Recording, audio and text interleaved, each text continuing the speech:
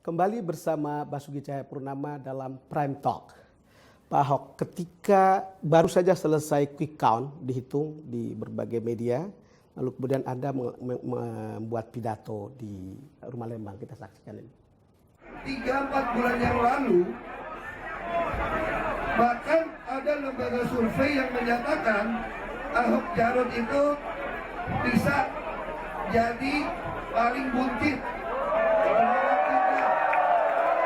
Tidak sampai perolehan suara 20%. Bahkan ada lembaga survei yang mengatakan hanya 10%. Tapi dari perhitungan yang kita lihat, sementara ini kita telah memimpin jadi nomor 1. Pak Ahok, pidato ini memperlihatkan bagaimana sebelum kejadian di Kepulauan Seribu, Anda sebetulnya orang mengatakan nyaris tanpa lawan.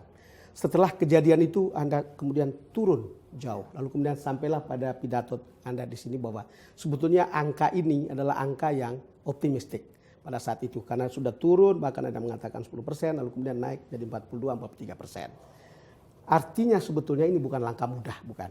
Termasuk ke putaran kedua ini. Saya ingin komentar Anda tentang ini. Ya, mari kita lihat aja. Kalau kita lihat dari survei kan tren kan makin naik. Betul. Artinya kalau kita terjemahkan di bahasa survei, warga DKI yang tadinya bisa menerima saya, Betul. katakan 55-60%. Angka kepuasan kerja saya di atas 70%, 70-75. Lalu kita di survei, orang ini bisa terima saya kira-kira ya katakanlah hampir 55-60%. Atau ada yang bilang 60% lebih. Nah lalu kemudian tiba-tiba drop, terutama untuk umat muslim. Umat muslim yang tadi mau pilih saya 45-50%, tiba-tiba anjlok, habis tidak mau milih, tinggal berapa persen. Lalu kemudian kita survei lagi, terakhir dia hanya capai 30% yang mau pilih. Ya. Nah ini yang membuat kita perolehan seperti itu. Nah sekarang kita tinggal seperti lewat sidang-sidang, Ya. ahli pidana kan mengatakan, kalau mau tahu niat orang, itu harus melihat kehidupan sehari-hari. Betul. Nah sekarang masyarakat mulai melihat, di mana dalam kehidupan saya dari kecil sampai usia setengah abad ini, Ya. saya pernah memusuhi Islam, atau pernah menghina Nabi, menghina masjid, menghina agama. Di mana ada? Bahkan saya pun ikut melakukan, misalnya zakat. Ya. Dari kita kerja 2,5% kita ikut. Mengumrohkan orang kita lakukan. Oh, makanya begini, sebelum kita ke 19 April, kita kan lihat, ini ada statement dari pendukung Anda sebenarnya, Jan Farid ya. Sebetulnya kan ada beberapa daftar yang juga memperlihatkan, yang sudah beredar di sosmed ya. Bahwa Anda sudah buat ini, entah masjid raya, entah masjid di balai kota, kemudian mengumrohkan sejumlah petugas masjid di sini dan seterusnya kan. Ini coba kita lihat Jan Farid. Beliau ini pro umat Islam. Sayang kalau beliau nanti nggak jadi. Saya senang dengan karier beliau.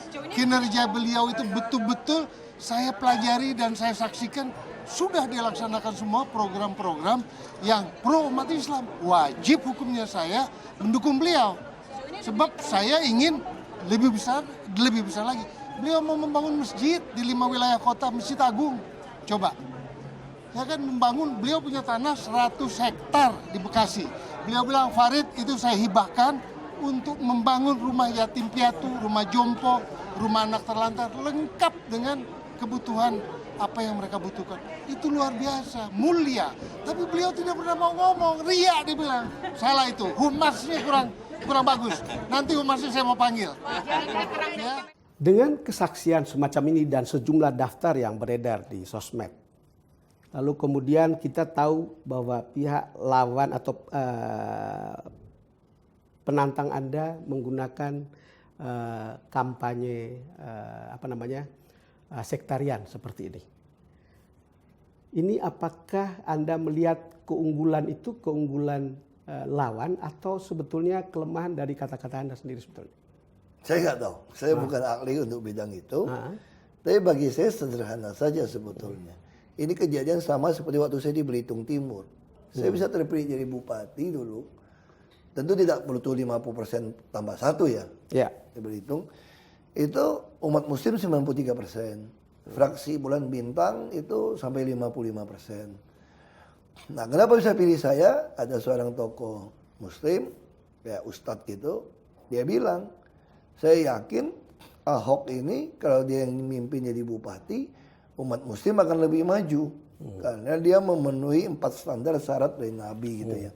Dia bilang ada fatona, tablik, amanah, sama sidik. Dia ngomong begitu.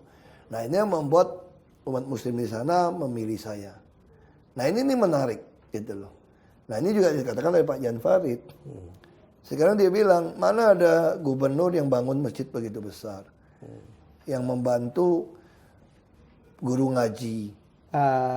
Pak Jarod sama Pak Basuki sudah melakukan itu semua. Lalu kemudian itu seperti tidak terasa cukup. Saya kira lakukan saja. Kita pengen tahu dari 19 April. Ya. Orang pilihannya apa? Kalau kita gunakan teori politik gitu ya. Kalau Anda misalnya di Amerika yang katanya itu sumber demokrasi pertama itu kan. Kalau Anda kepuasan kepada kinerja Anda sudah capai 40% saja. Orang sudah nggak berani, Ini bahkan nggak berani nantang 70%. Anda. Ya. Dan kita 70% stabil, nggak pernah turun gitu loh. Nah, orang nggak mau terima kan cuma gara-gara kasus dianggap saya menista agama. Semua orang akan marah dong kalau agamanya dinista.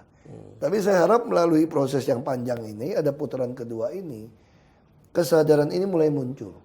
Tapi di lapangan untuk orang yang bisa berdebat juga, menafsirkan ayat yang saya jadi di sidang.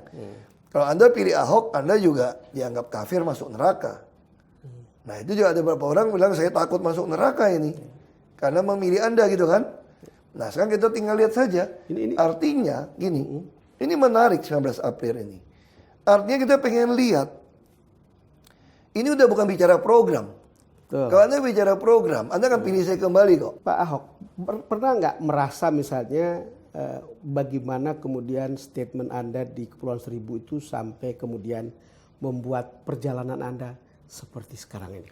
Saya nggak pernah mau pikirkan. Saya percaya segala sesuatu di bawah kontrol pemeliharaan Tuhan. Sama saya ketika di Bangka Belitung, saya dicurangin pun kalah tidak jadi gubernur. Saya katakan itu pun atas seizin Tuhan. Coba kalau saya mau ngotot, mau gugat, mau macam-macam, mau nyogok, saya mungkin nggak jadi gubernur DKI. Nah, saya percaya segala sesuatu. Istilah kalau pepatah Tiongkok kuno gini, saya bilang sama orang yang ngomong sama saya, ini istilah Tiongkok kuno. Sebelum bunyi 4 paku di atas peti mati kamu, kamu nggak usah klaim kamu hebat deh. Sebelum bunyi 4 paku di atas Ya peti kan Tiongkok mati. kan kalau Ya, mati betul. taruh di peti mati Betul, dong. betul. Kamu nggak usah klaim kamu hebat deh. Nah, kita lihat aja. Kebenaran pasti muncul kok. Kayak film-film koboi aja kan. Ya. Jagoan menang terakhir kok. Pak Ahok, kita break lagi. Pemirsa, kami akan segera kembali.